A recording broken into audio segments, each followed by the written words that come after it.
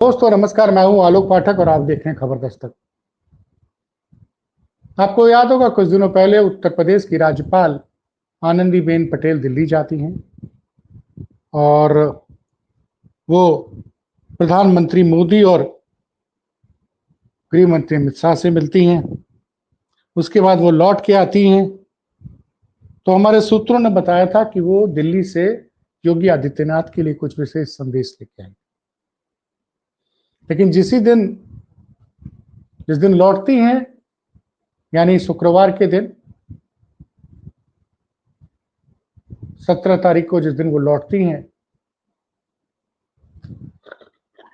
उसी दिन योगी आदित्यनाथ 3 दिन के दौरे पर गोरखपुर चले जाते हैं। गोरखपुर से वो 20 तारीख को लौटते हैं और सीधे कानपुर चले जाते हैं। लेकिन आज शाम को कल बीती शाम यानी 21 तारीख की शाम को 6 बजे करीब वो राज्यपाल से मिलने जाते हैं और उसी के कुछ ही घंटे बाद उत्तर प्रदेश में प्रशासनिक स्तर पर कई बड़े बदलाव होते हैं और ये बदलाव बता रहे हैं। इन बदलावों को देखकर यही लगता है कि योगी आदित्यनाथ का बस चलता तो ये बदलाव नहीं होते, लेकिन ये बदलाव हो चुके हकीकत है। पिछले बनारस के डीएम और कमिश्नर रहे कौशल राज शर्मा पिछले 5 साल से बनारस में थे, पीएमओ के बड़े करीबी हैं। उनको कमिश्नर बनारस के पद से ट्रांसफर करके मुख्यमंत्री कार्यालय में सचिव के पद पर नियुक्त कर दिया गया सीएम ऑफिस में। दूसरा बड़ा बदलाव, उत्तर प्रदेश सरकार के सूचना निदेशक शिशिर सिंह, जो योगी आदित्यनाथ के बहुत करीबी बताए जाते हैं, जो पिछले 6.5 सालों से सूचना निदेशक के पद पर बने हुए थे। उत्तर प्रदेश के इतिहास में सूचना निदेशक के पद पर कोई भी अधिकारी इतने दिनों तक नहीं रहा था। तमाम तरह के झंझावट आए, तमाम तरह के विवाद हुए, लेकिन योगी आदित्यनाथ ने शिशिर सिंह को नहीं हटाया। शिशिर सिंह तो नहीं हटे 78-79 महीने में, लेकिन उनके कई बॉस बदल दिए गए। उनके बारे में कहा जाता था कि एक ऐसा अधिकारी है जो अपने विभाग का मुखिया बदलवा देता है। उनके विभाग के मुखिया पहले अवनीश अवस्थी थे, बाद में नवनीत सहगल थे। इन दोनों लोग को बड़ी अनसेरेमोनियस एग्जिस्ट हुई थी। अचानक से हटा दिए गए थे ये लोग सूचना विभाग से। और अवनीश अवस्थी के खिलाफ तो आप याद करिए हाल में कितनी खबरें छपवाई गई थी। कुछ लोग कह रहे थे कि उसमें एक रैकेट का हाथ था, और सुनने में आ रहा है न सिर्फ शिशिर सिंह ही नहीं हटाए गए हैं, सुनने में यह भी आ रहा है कि मुख्यमंत्री के सूचना सलाहकार, कई लोग ये दावा कर रहे हैं, मृत्युंजय कुमार सिंह को हटा दिया गया, अभी घोषणा नहीं की गई। तो जो जानकार वो ये बता रहे हैं कि ये बहुत बड़ा निर्णय है। इसका मतलब योगी जी के हाथ से अब चीजें निकल चुकी हैं। तो क्या अब नए मुख्यमंत्री के लिए ये सारे बदलाव किए जा रहे हैं? कई जानकारों का तो कहना है कि अब योगी जी की विदाई की शुरुआत हो गई है। पुलिस विभाग में भी एक बहुत महत्वपूर्ण बदलाव हुआ है।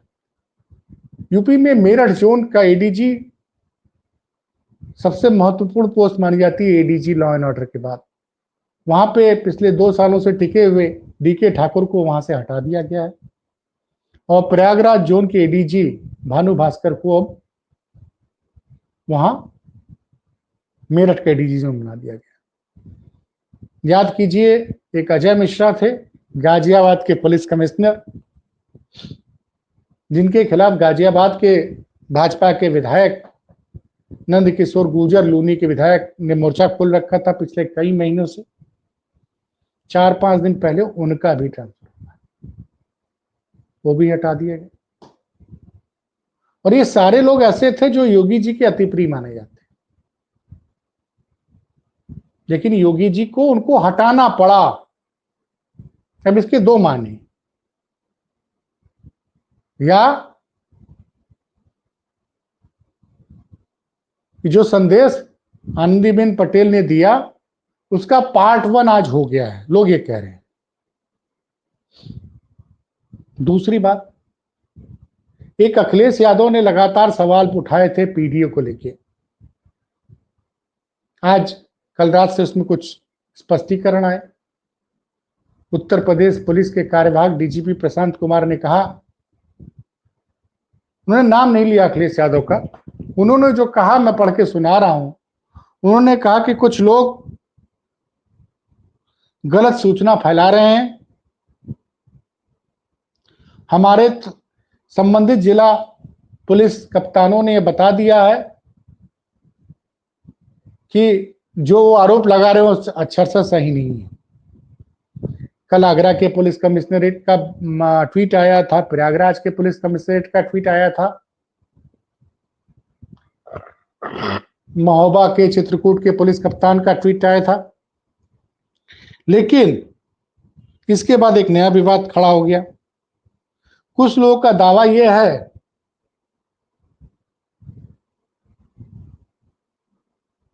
कि डीजीपी साहब सही जानकारी नहीं दे रहे हैं, पुलिस जानकारी छुपा रही है। कुछ लोगों का कहना है कि जो थानेदारों की लिस्ट थी सोशल मीडिया पे, वेबसाइट पर गए तो उसको प्राइवेट कर दिया गया है। समाजवादी पार्टी ने के ऑफिशियल हैंडल ने जो ट्वीट किया मैं पढ़ के सुना रहा हूं। पुलिस कमिश्नरेट प्रयागराज ने लिखा था अखिलेश यादव के ट्वीट पर, अखिलेश यादव ने ट्वीट किया था कि 90% पीडीए को प्रयागराज पुलिस में केवल 25% प्रतिनिधित्व है, यह पीडीए के साथ किया जा रहा अनुपातिक अन्याय है। उसके जवाब में प्रयागराज पुलिस ने जवाब दिया था, उक्त पोस्ट में दी गई सूचना सही नहीं है। जनपद प्रयागराज में थाना प्रभारी की नियुक्ति हेतु कर्तव्यनिष्ठ, सत्यनिष्ठा, सामाजिक सद्भाव एवं जन शिकायतों के प्रति संवेदनशीलता के आधार पर योग्य कर्मचारियों का चयन किया जाता है। जनपद में तैनात लगभग 40% थानाध्यक्ष प्रभारी ओबीसी SC/ST वर्ग से हैं। थाना प्रभारी की नियुक्ति एक निष्पक्ष प्रक्रिया के द्वारा की जाती है।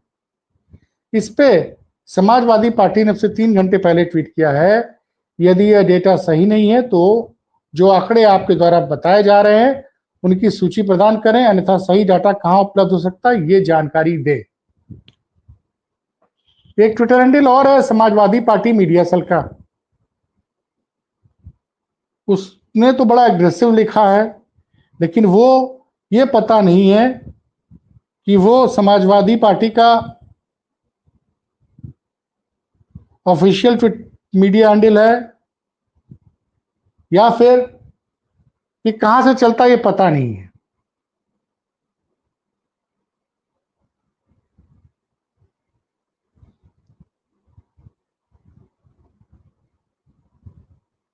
इन्होंने लिखा है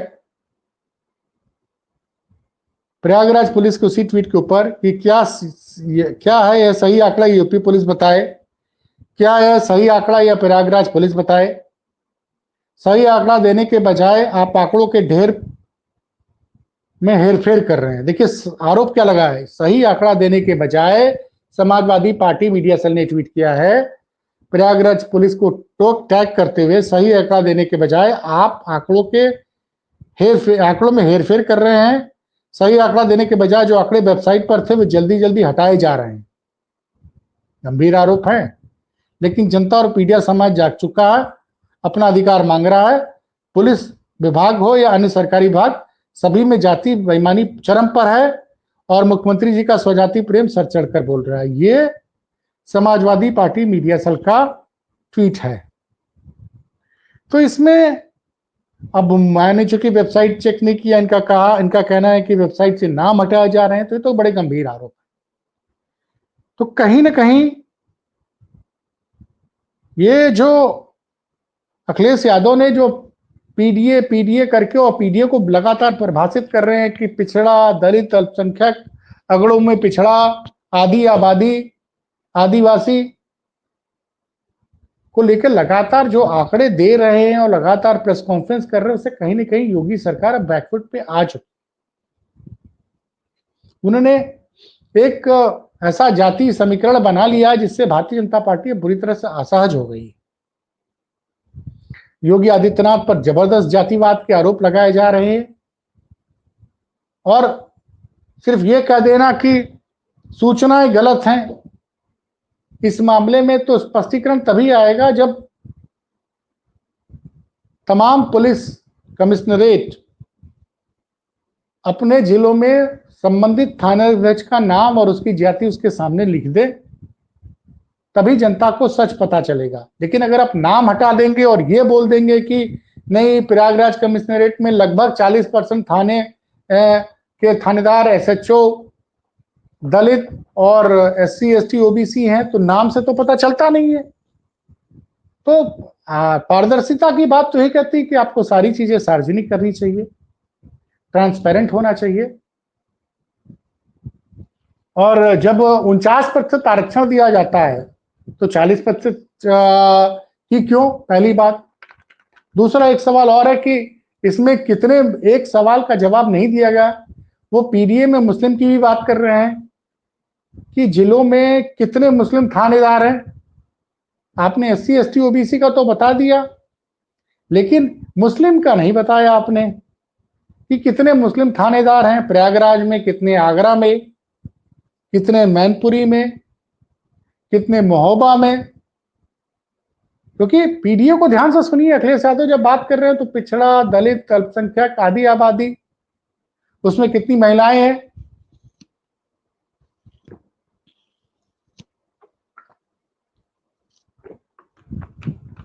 और अखिलेश यादव आरोप भाजपा सरकार पे लगा रहे हैं,